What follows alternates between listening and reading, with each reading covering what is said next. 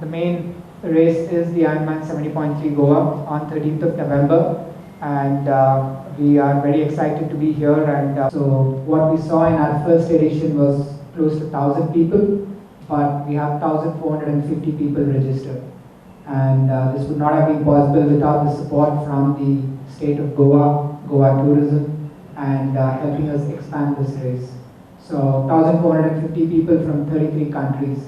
So what this means for the state is there is a lot more people coming in, getting to experience Goa. So the entire platform of sports tourism gets boosted with this event, and we're very happy to be growing the event year on year. In addition to getting all the participants, we are also very happy that on the occasion of the 75th year of Indian independence, YOSCA, we have launched an initiative of Indian servicemen in Ironman.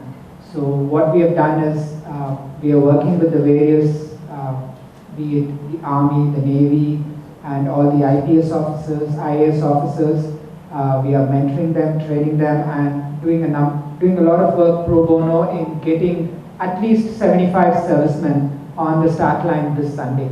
We are also working on the Women in Sport initiative, wherein we want to increase the number of women participating in the sport. So we will be having about 20 all-women relay teams.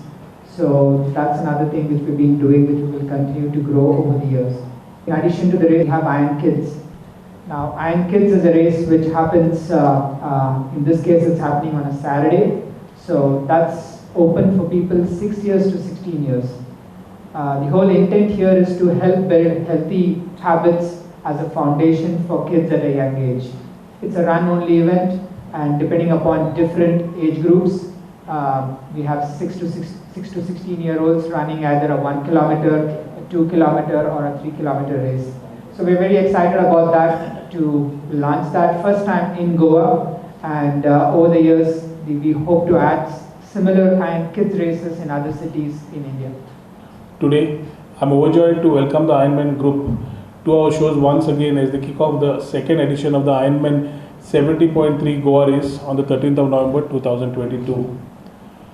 The COVID pandemic has a lot of teachings in the past. The last 2 years, it has affected the tourism industry in Goa. Now having our borders open, it is truly amazing to have a globally recognized event hosted on our shows.